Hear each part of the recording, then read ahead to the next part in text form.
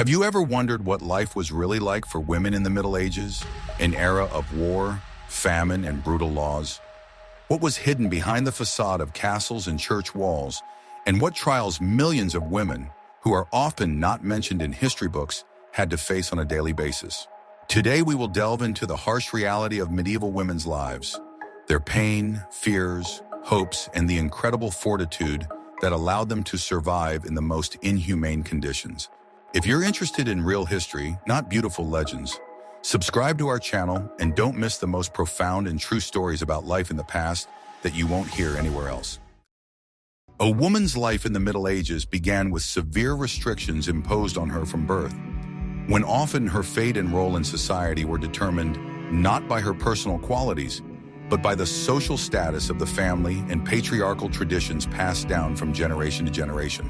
Already in childhood, girls understood that their main task was to prepare for the future role of wife and mother, and any attempts to go beyond these limits were perceived as a violation of order and could lead to severe punishments. Women were forbidden to own property on their own. All property after marriage came under the control of their husband, and before that, their father, making them completely dependent on men throughout their lives.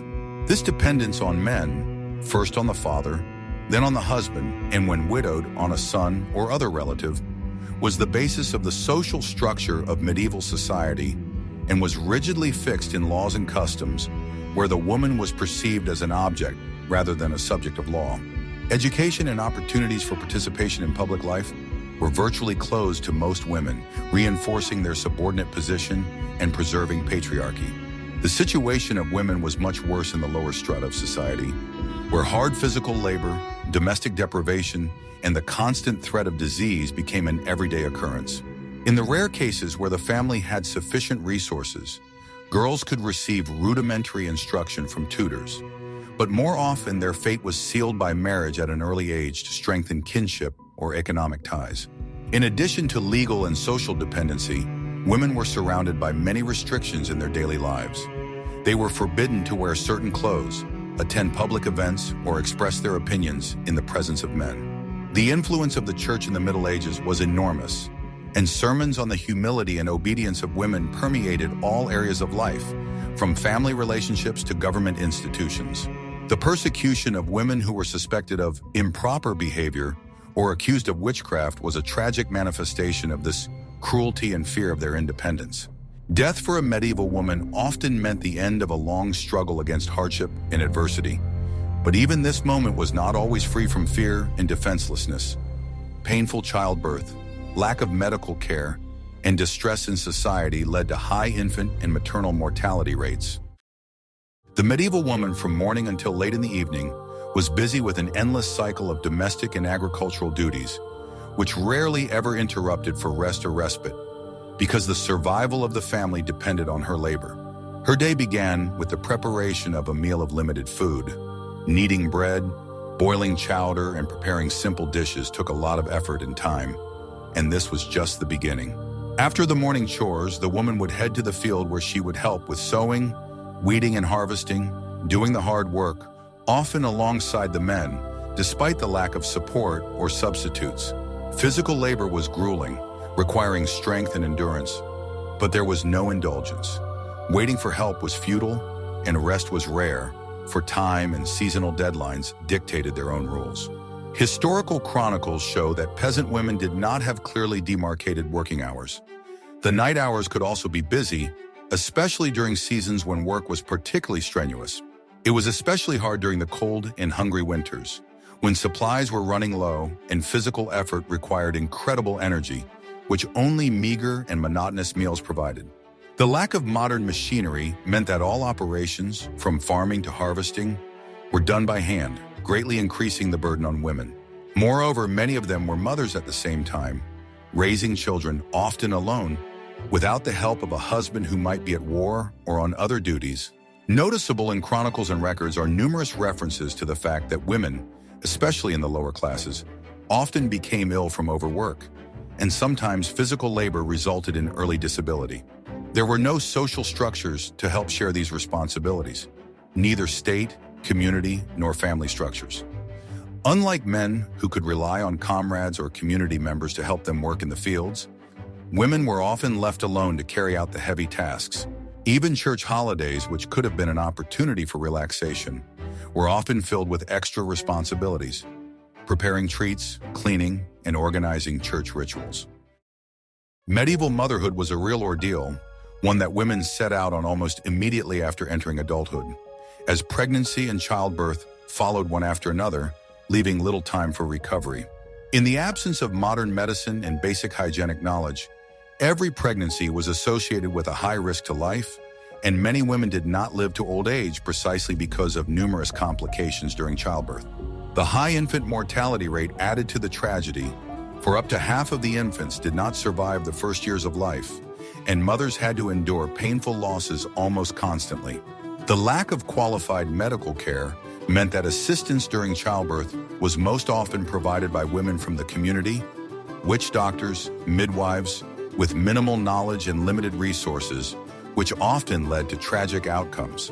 Women often gave birth at home under harsh conditions, without sterility or anesthesia, and each new pregnancy increased health risks and in some cases became fatal.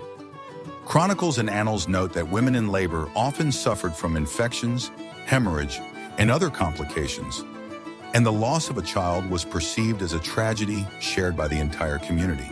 It was not uncommon for pregnant women and women in labor to suffer from malnutrition and exhaustion, for daily food was scarce and physical labor did not diminish even during pregnancy.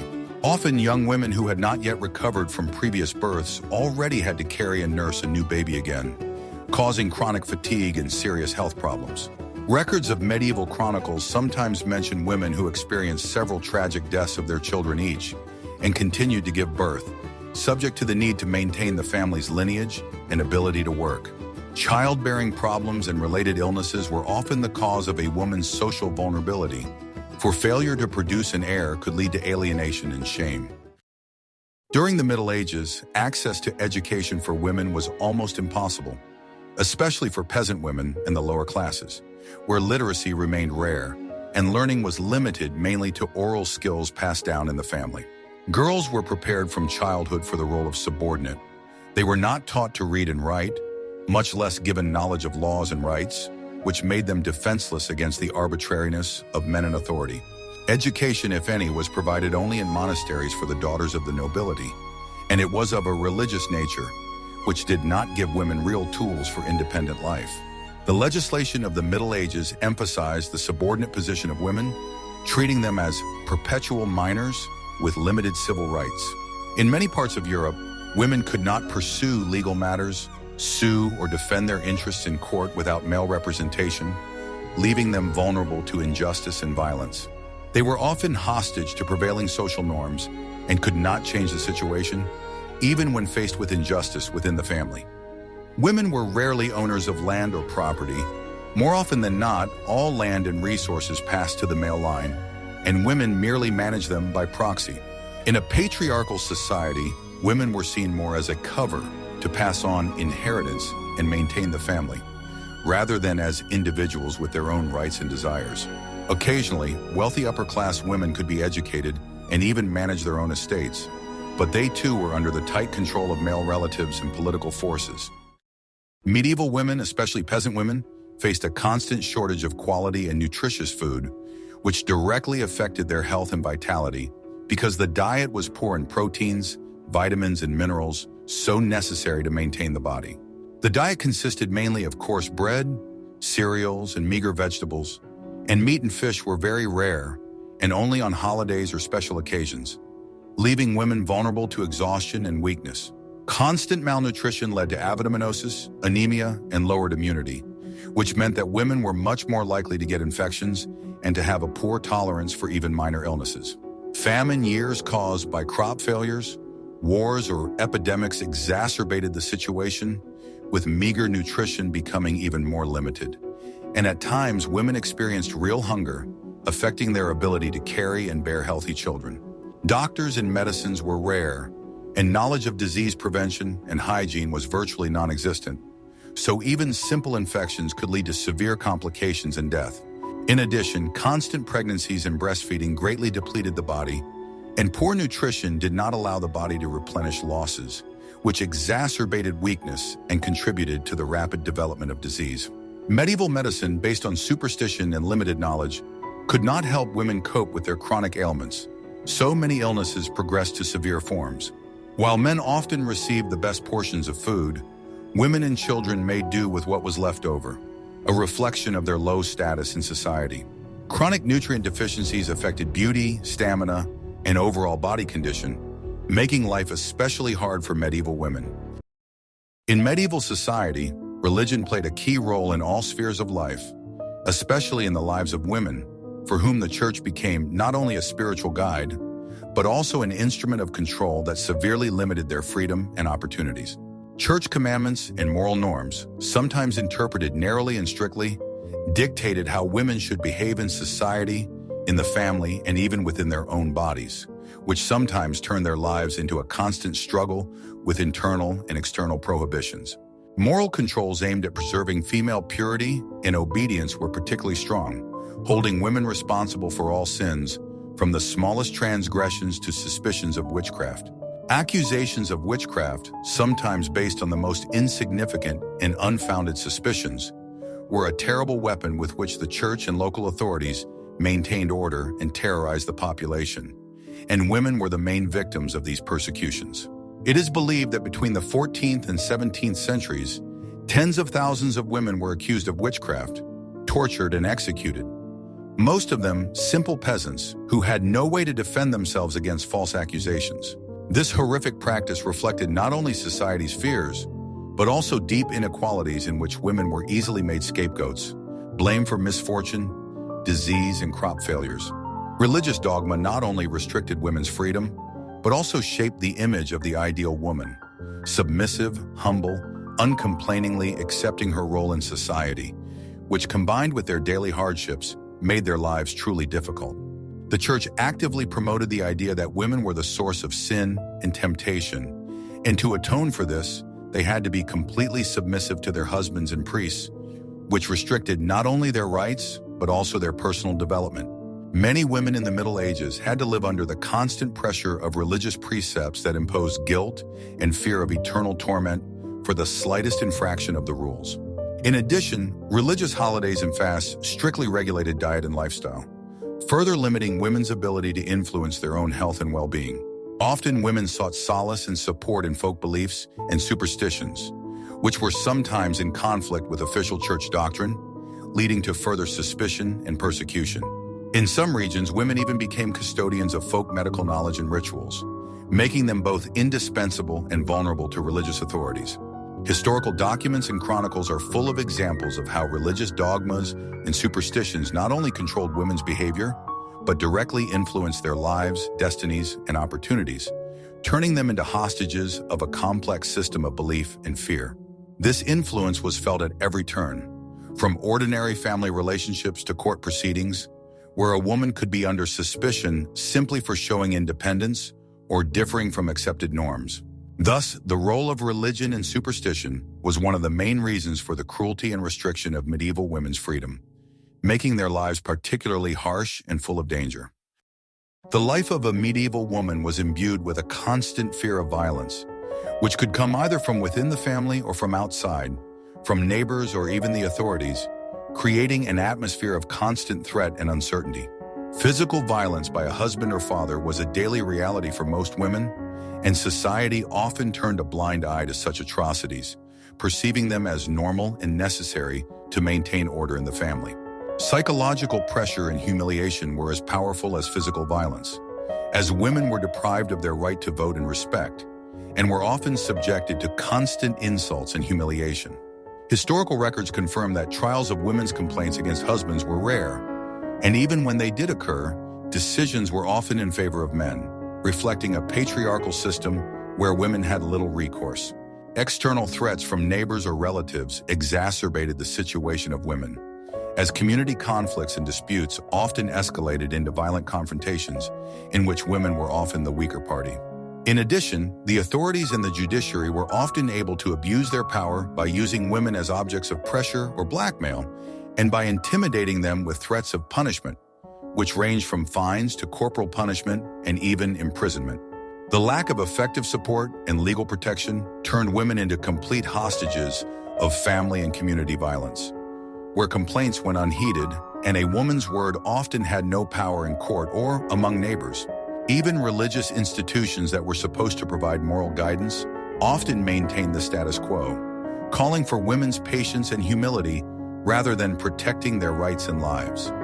In the face of such brutal realities, women had to search for strength in the depths of their souls to survive and retain some modicum of dignity and hope. Widows and single women, vulnerable to violence and abuse, were particularly hard hit, as without male support, they became easy prey for criminals and lawless men.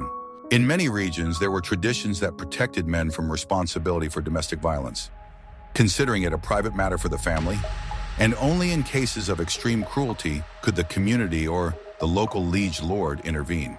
Social norms and customs both restricted women's freedom and justified cruelty to them as a necessary evil to maintain order and discipline.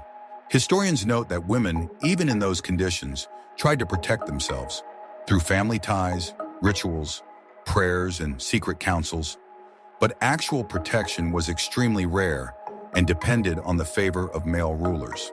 In this context, violence and threats became one of the most frightening and overwhelming aspects of medieval woman's life, emphasizing the vulnerability and defenselessness that was practically the norm for those times. Such cruelty cannot be considered only as a private phenomenon. It was a systemic problem that permeated the entire structure of society, where women, despite all their efforts, remained victims and hostages of male power and violence. Medieval wars were not just the work of men on the battlefield. Women were often caught up in the cycle of violence and suffering, witnessing and participating in the hard labor on the home front and during military campaigns. Many women accompanied armies as cooks, laundresses, and nurses, enduring the daily hardships of long crossings, cold nights, and constant fear of enemy or marauder attacks. In addition, they were forced to fetch water, build fires, and care for the wounded without the slightest opportunity to rest or get help, as all their energies went into maintaining survival in extreme conditions. Warriors carried sword and spear, but women were often captives, captured and subjected to the most brutal experiences, from violence and plunder to being sold into slavery or used as bargaining chips in negotiations and peace treaties. Historical chronicles are full of horrific accounts of women being subjected to mass rape during sieges and raids, and this violence was part of a military tactic to undermine enemy morale and resistance. War in the Middle Ages knew no mercy for women. They were not just victims, but unwilling participants in bloody conflicts where human life often meant nothing. The destruction of villages and the devastation of farms left thousands of women destitute, depriving them of their homes and possessions, turning them into beggars and vagrants, especially in regions where wars had lasted for years. Even in cases where women survived and were not physically harmed, the psychological trauma and loss of loved ones became a lifelong burden that rarely anyone could understand or help alleviate. Wars also exacerbated the already difficult position of women in society, as they were expected to save the family, care for the children, and maintain the household despite the destruction and constant fear. A special place in military history is occupied by women healers and herbalists who risked their lives trying to alleviate the suffering of the wounded and sick, often working in unsanitary conditions and at constant risk to their own safety. Their knowledge and skills, passed down from generation to generation, sometimes saved lives, but they were never officially recognized and were forced to operate in the shadows, hiding from suspicion and persecution. At the same time, the role of women as guardians of the home and family traditions allowed for the preservation of cultural unity and morale amidst the chaos of war.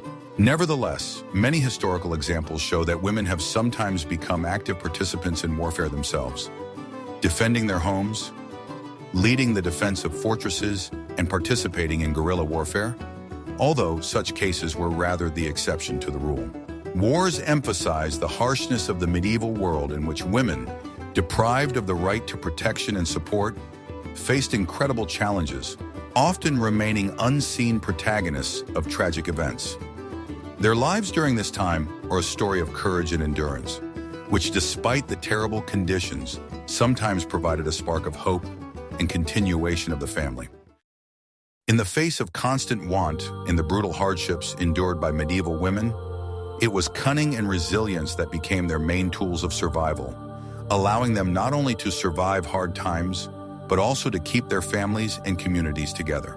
Women learned the art of adapting to changing circumstances by finding ways to obtain food, caring for the sick and wounded on their own, and carefully managing the scarce resources at their disposal. In an era when lack of law and education meant limited opportunities, they relied on folk wisdom passed down from generation to generation and invented solutions that allowed them to survive and maintain their dignity.